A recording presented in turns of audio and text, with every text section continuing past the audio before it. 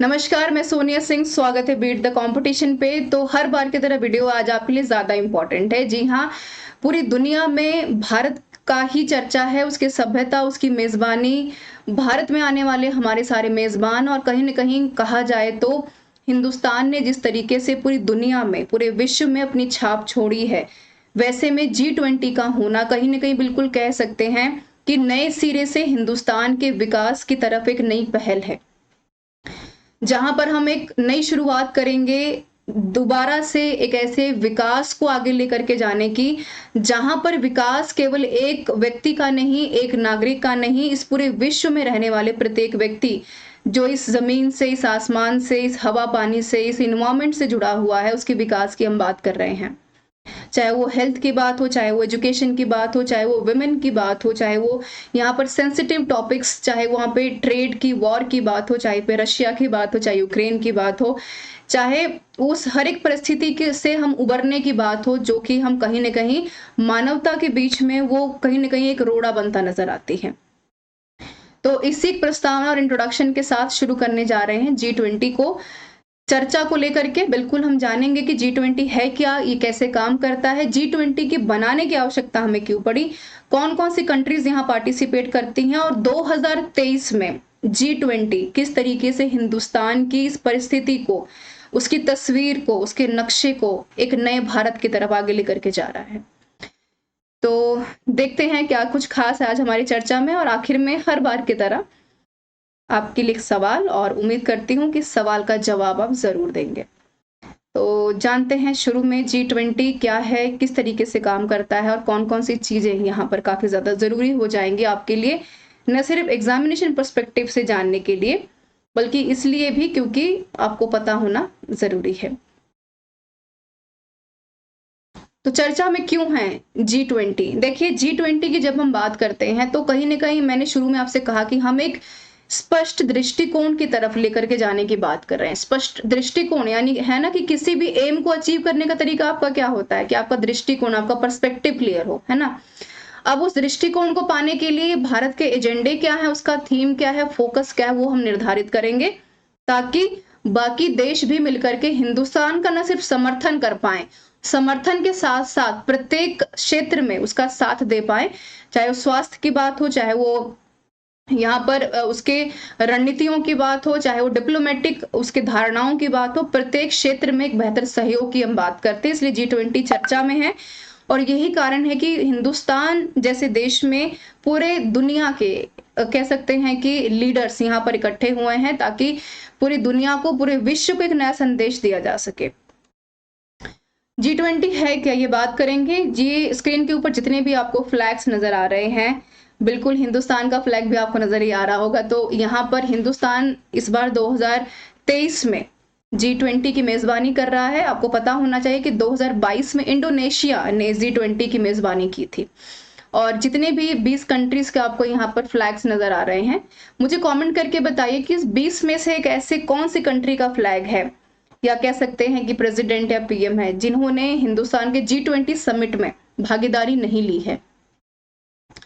G20 है क्या, कैसे काम करता है? देखिए G20 की जब हम बात करते हैं तो 19 देशों और व्यापारिक जितने भी हमारे यूरोपीय संघ हैं, है ना, जितने भी हमारे आसपास के जुड़े हुए संघ हैं, उन सभी का एक अंतरराष्ट्रीय स्तर पर मेजबानी को कहीं न कहीं प्रतिनिधित्वता की हम बात करते हैं, है ना? क्योंकि प्रत्येक देश को यहाँ पर सपोर्ट की ज़रूरत है, सहायता की ज़रूरत है। 1919 में बहुत सारे ऐसे विश्व संकट आए, है ना? जिसको उबरने के लिए हमें एक दूसरे के साथ में मिलकर के उन संकटों से बाहर आने की आवश्यकता थी। उदाहरण के तौर पर अगर मैं कहूँ तो कोविड जैसी समस्या से हम अभी बाहर आए, अभी 2 साल पहले। वैसे में अर्थव्यवस्था जितनी बुरी तरीके से धराशायी हुई और जिस तरीके से प्रत्येक देश के लीडर्स ने, चाहे वो प्राइम मिनिस्टर्स हैं, चाहे वो प्रेसिडेंट्स हैं, जिस तरीके से हमने उस समस्या को उबारा और लोगों की सहायता की, वो अपने आप में काफ़ी काबिल-ए-तारीफ़ है। वैश्विक अर्थव्यवस्था की अगर बात करते हैं, पूरे वर्ल्ड इकोनॉमी की अगर हम बात करते हैं, तो वहाँ पर हम चर्चा करते हैं G20 में, है ना? अंतर्राष्ट्रीय स्तर पर कैसे हमें उसको निवारण करना है, फाइनेंशियल डेफिसिट हमारा कैसा काम करेगा। एनवायरनमेंट में आप सबको पता है कि हम बहुत हद तक जूझ रहे हैं, यहाँ पर क्लाइमेट प्रॉब्लम्स को लेकर के, है ना, तो उसको हम सुधारने की बात कर रहे हैं। चाहे क्योटो प्रोटोकॉल जैसे बड़े बड़े यहाँ पर हम कह सकते ऑर्गेनाइजेशंस बनाने की बात हो, है ना, उसके ऊपर काम करने की बात हो, और सस्टेनेबल डेवलपमेंट सतत विकास की बहुत जरूरत है, जहां पर क्योंकि हम जब इन्वायरमेंट को सुधारने की बात कर रहे हैं तो प्रत्येक देश को यहाँ पर इन्वायरमेंट के साथ बेहतरी करने की जरूरत है। तो सस्टेनेबल डेवलपमेंट की भी बात करते हैं। तो G20 सदस्यों में अर्जेंटीना, ऑस्ट्रेलिया, ब्राजील, कनाडा, चीन, France, Germany, Bharat, Indonesia, Italy, Japan, Korea, ठीक है, मैक्सिको और उसके साथ सऊदी अरेबिया, दक्षिण अफ्रीका का बहुत अहम रोल है इस बार, टर्की, यूनाइटेड किंगडम, संयुक्त राज्य अमेरिका और यूरोपीय संघ, इन सब ने मिलकर के G20 जैसे एक बड़े कह सकते हैं कि एक मेजबानी की है। इन लोगों की अपनी प्रतिस्पर्धा को न सिर्फ दिखाया है बल्कि अंतरराष्ट्रीय स्तर पर एक नई तस्वीर भी प्रस्तुत की है। आपको जान के हैरानी होगी कि अगर मैं इन 20 देशों का, अगर मैं पूरा पूरा पेटेंट, जीडीपी, उनका वैश्विक सकल घरेलू उत्पाद, उनका अंतरराष्ट्रीय ट्रेड व्यापार, उनका पूरी दूनिया की आबादी को अगर जोड़ दिया जाए तो मोर ओवर 95% उनका जीडीपी, 85% अंतरराष्ट्रीय व्यापार जो वो करते हैं, ठीक है, 75% के आसपास दुनिया की पूरी आबादी बसी हुई है इन देशों में, और मोर ओवर 65% हिस्से में हिंदुस्तान और बाकी देश मिलकर इसका प्रतिनिधित्व कर रहे हैं। हर एक जो है आपदा के ऊपर बात कर रहे हैं। तो हमारा काम के अंतरराष्ट्रीय स्तर पर प्रत्येक मुद्दे को लेकर के जाना, चाहे वो वॉर है, चाहे वो किसी भी प्रकार की डिप्लोमेटिक व्यवस्थाएं हैं उनसे निपटने की बात हो, चाहे वो कोविड जैसे परेशान करने वाली जो आपदाएं हो उनसे उबरने की बात है G20। इंग्लिश में आप पढ़ पाएंगे जो कि आप स्क्रीन के ऊपर देख पा रहे हैं। सेवरल वर्ल्ड इकोनॉमिक क्राइसिस से उबरने के लिए कहीं ना कहीं G20 जैसे समिट्स को हमने यहाँ पर सराहा। सहयोग की आवश्यकता बिल्कुल रही। 1919 के बाद जितनी ज्यादा हमने इकोनॉमिक डिप्रेशन को झेला, है ना, पूरी दुनिया ने झेला, कहीं ना कहीं पूरी अर्थव्यवस्था चरमराई और उसके बाद एक सहयोग की जरूरत थी। सहयोग कहाँ पर? प्रत्येक देश के आपसी सहयोग की बात, है ना। हम वो अपने हिंदुस्तान में बड़ी फेमस एक स्टोरी है जिसमें कि एक किसान अपने बेटे को समझाता है कि तुम जितना ज्यादा यूनिटी में रहोगे उतना ज्यादा तुम्हारे परिवार को और किसी को कोई तोड़ नहीं पाएगा, है ना। उनसे उबरने के लिए, उनसे बाहर जाने के लिए बहुत हद तक जरूरत किस चीज की थी? यहाँ पर उसकी यूनिटी की थी, ब्रदरहुड की थी, ठीक है, सौहार्दता की थी, सिंपैथी की थी, एम्पैथी की थी, सपोर्ट की थी। वो कैसे हो पाया? जब हमने ये जाना कि सहयोग बहुत जरूरी है, तभी हम साथ में मिलकर एक दूसरे का सपोर्ट करके आगे बढ़ पाएंगे। हो सकता है कि इस भलाई के पीछे बहुत सारी चीजें, विचारों का टकराव भी हो, है ना। बहुत सारी चीजों में हो सकता है कि भाई अमेरिका हमारे इस विचारधारा का सपोर्ट करे, हम उसका सपोर्ट नहीं कर रहे हैं, लेकिन फिर भी G20 का यही संदेश है कि विचारों के टकराव से ऊपर निकल करके एक ऐसे रास्ते को चुनना है जहां पर हम अपनी प्रभु सत्ता को, अपने जो है अपनी इकोनॉमी को, अपनी हेल्थ को, इन्वायरमेंट को और भी ज्यादा विकासशील न सिर्फ बना पाए बल्कि उसको एक ऐसे पायदान पर लेकर के जा पाए जहां पर हम खुद को बेहतर ह्यूमन बींग्स की तरह देखें, एक बेहतर मानव की तरह, एक मानव देश की तरह देखें। Need to restart the corporation, जिसके लिए G20 का निर्माण किया। और सबसे पहले हम बात करेंगे विज्ञान और यहाँ पर प्रौद्योगिकी का, है ना, क्योंकि बहुत इंपॉर्टेंट है कि जिस तरीके से आप यहाँ पर इकोनॉमिक डाइवर्सिफिकेशन की बात करते हैं, कैसे हो पाएगा? With the help of science and technology, है ना। जितनी ज्यादा आपका साइंस और टेक्नोलॉजी एनहांस्ड होगा उतना ज्यादा हम रिसर्च की तरफ आगे बढ़ेंगे, हम ऐसे स्कॉलर्स, ऐसे साइंटिस्ट, ऐसे लोगों को एजुकेशन में आगे बढ़ा पाएंगे।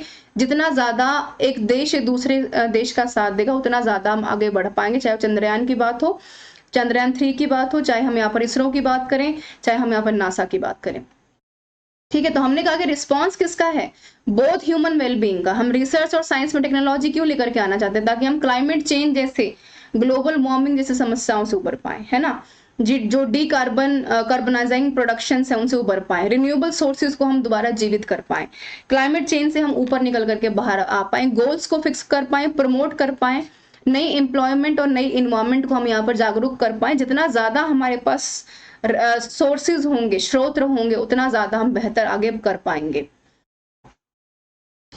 ये आप देख पाए डिजिटल सूचना की हमने बात की, क्षमता का दोहन करना, तो उससे भी उबर रहा है। पर कैसे उबर पाएंगे? जब आप tapping the potential of digital information of technology.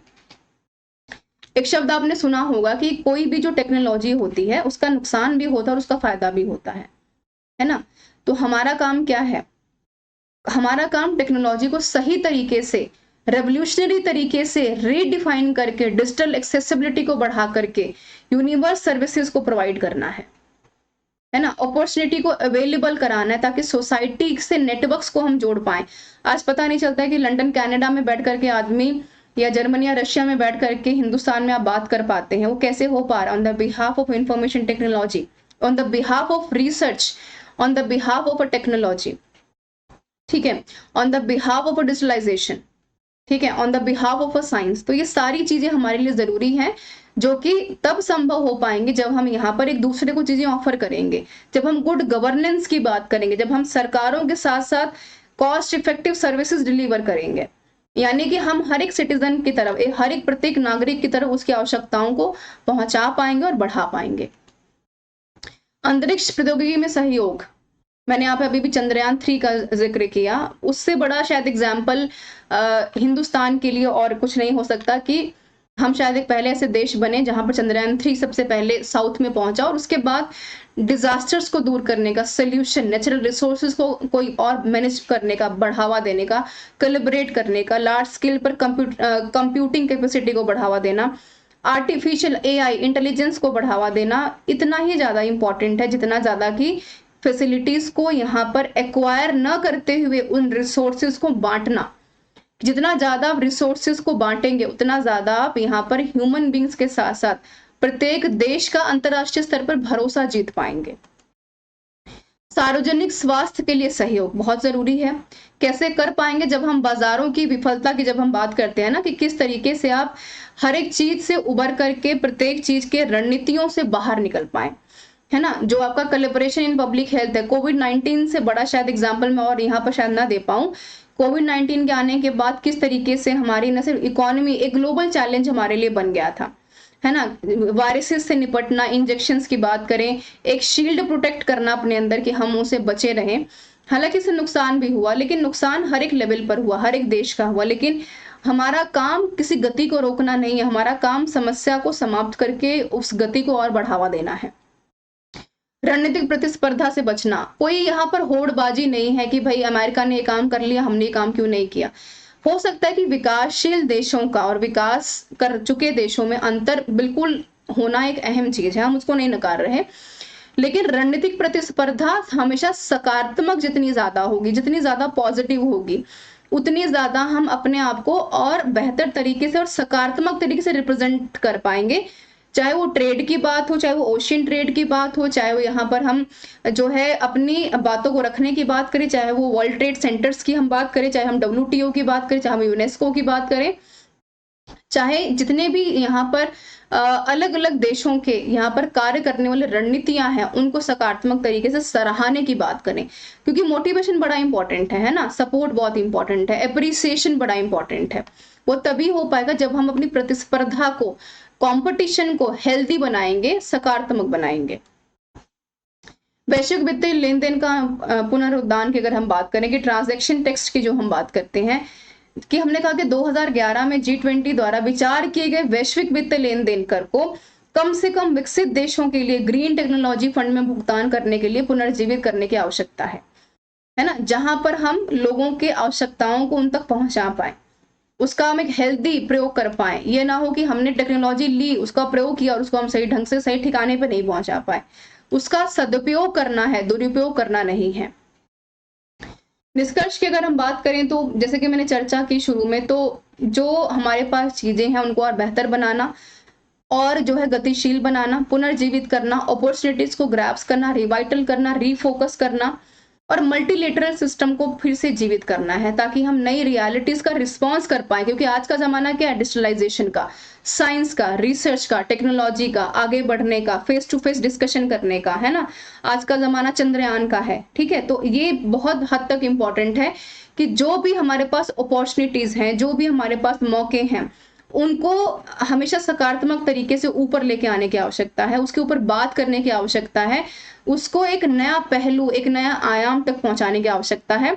और ये इसमें कोई दो राय नहीं कि हिंदुस्तान ने जो कर दिखाया है 2023 में, ये ऐतिहासिक है और इससे पहले शायद ये ऐतिहासिक क्षण हमने इससे पहले नहीं देखा है। और इसमें कोई दो राय और कोई शक नहीं है कि इस समिट के बाद, G20 के बाद हिंदुस्तान की जो सराहना है न सिर्फ अंतरराष्ट्रीय स्तर पे होगी, बल्कि हिंदुस्तान का जो एक पक्ष है, बहुपक्षीय जो व्यवस्था है, वो दोबारा से पुनर्जीवित होकर के, रिवाइटल होकर के, रीइंफोर्स होकर के मल्टीलेटरल तरीके से, हर तरीके से खुद को रिप्रेजेंट करेगी, चाहे वो कल्चर की बात हो, चाहे वो सिविलाइजेशन की बात हो, चाहे वो भाषा की बात हो, चाहे वो अपने ज्ञान की बात हो। हर तरीके से G20 भारत को एक अलग तरीके से गति की तरफ, गतिशील बनाने की तरफ काम कर रही है।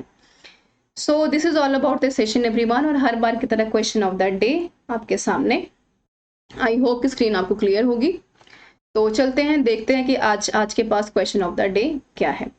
क्वेश्चन ऑफ द डे में आपसे पूछा गया है कि in which of the following groups are all the 4 countries members, यानी कि G20 के सभी 4 देशों में निम्नलिखित में से किस समूह के सदस्य हैं, आपको ये बताना है।